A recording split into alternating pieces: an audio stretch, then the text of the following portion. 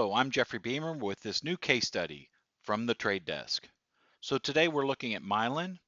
Mylan is a pharmaceutical company, and they got a bit of bad news today, and that might give us a trading opportunity. But before I get to that, let me give you a little backstory here. Mylan makes a life-saving drug called the EpiPen, and the EpiPen is used by millions of households around the country and millions more around the world, including mine.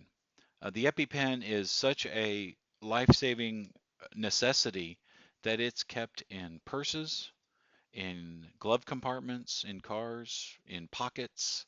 It needs to be at hand, so it can be administered in a time of need during an allergic reaction.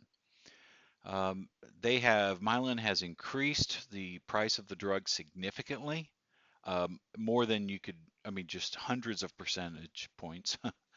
All right. And the news today is that a few congressmen wrote a letter to Mylan saying that they were going to look into Mylan's business practices and pricing policies.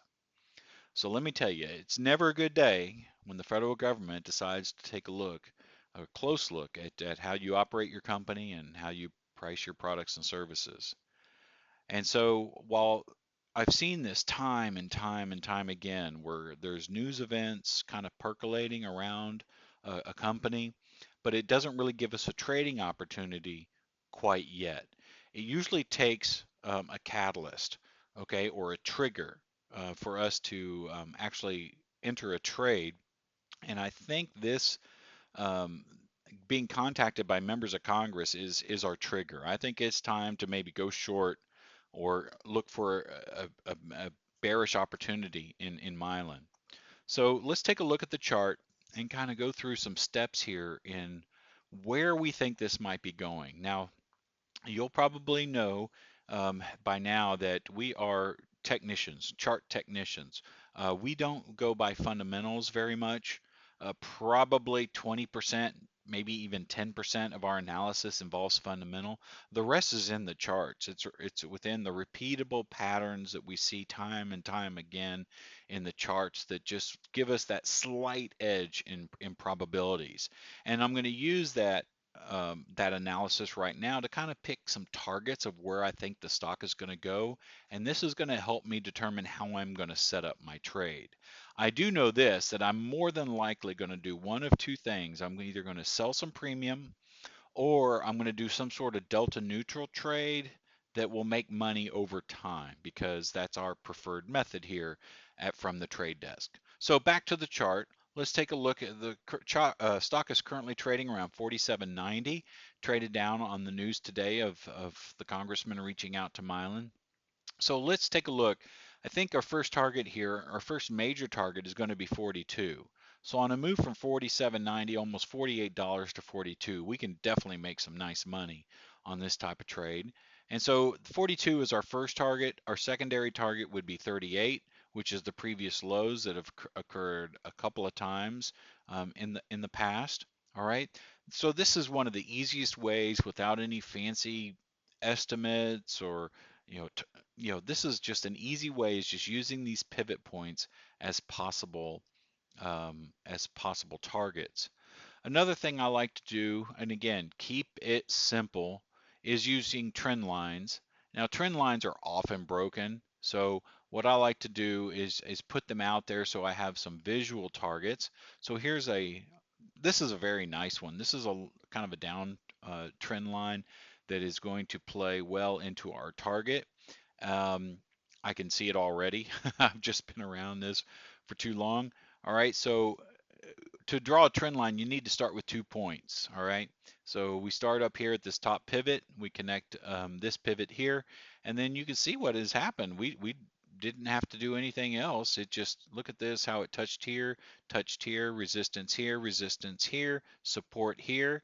Okay, so look at this. This is a close, so resistance, then support here, support. All right. Now, there is a shorter term line here. Let's get that drawn. I don't think this one, oops, I don't think that one's going to be as significant. It goes from this bottom pivot here, and we connect those bottoms there, and we run up. All right. Now, I don't think this one's going to be as significant. I think we're going to trade. Here's what I think is going to happen. I think we're going to trade down here. We might hit this kind of support and then just begin to kind of trade on down and eventually get to this line, um, and maybe even lower. So what I want to do is see where we cross this line in time. So I'm going to take this pivot here, okay, and I'm going to come over to this line, and then I want to, whoops, my arrows went away. But that date is around September 13th or 14th. Okay, that's my target there. So whatever trade I put on, I want to make sure that I make enough money at that level that it validates kind of my, well, for having the trade on. So with that said, let's jump over to our case study and take a look at what we're working with today. All right, so this is the trade. We're going to be selling a call spread. Okay, we're doing a vertical spread by selling calls that involves buying, in this case, an October 50 strike call on Mylan and selling a Mylan October 4750 call. Now, I had to go up to October for a couple of reasons. This is actually almost double the amount of time that I like to put these on for, but I had to do it for a couple of reasons. The first reason is the open interest. On the shorter term options, there just was not significant open interest.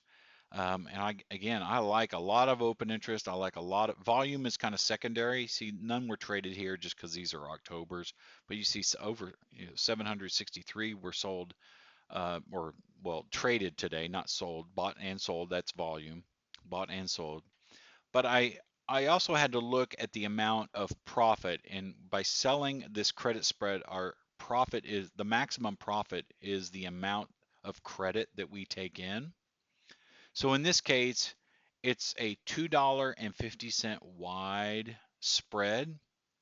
Now, since we're selling this spread, that is the margin, $2.50 or $250 each time for each contract. All right. Now, that 250 is offset by the credit that we receive or added to for any debit. Okay. In this case, we have a credit, so we subtract that um, from our full margin requirement.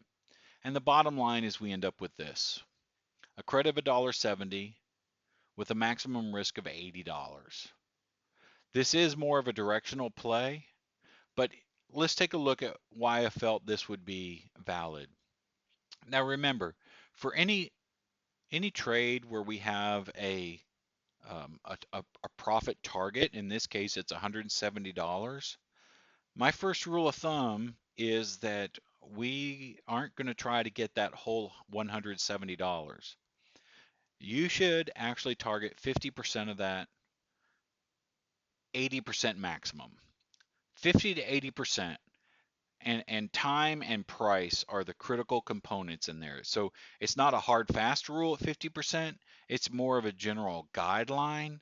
And if you start taking profits at 50%, 60, 70%, no more than 80%, you're actually going to improve your probabilities of success, and it's going to positively have a positive impact on your bottom line. So let's take a look and see if this meets if our statistical analysis meets our requirements for how much we're going to make in this particular trade. So what I'm going to do is come down here, and I see this pivot where I originally targeted around the $42. I just come out, and if it dropped down there today, we would make about $105, $110. Okay. If it took 20 days to get down there, we would make around $150. All right. So 110 to maybe 140 or $150. That does meet our 50% kind of criteria.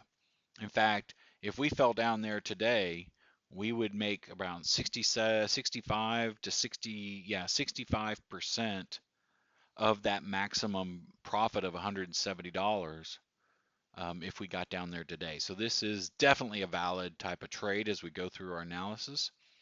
Lastly, let's take a look at implied volatility.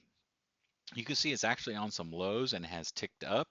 We could actually see this move up higher, but this, while that would impact us in the near term, as you see time going on, it just pushes towards this maximum profit side.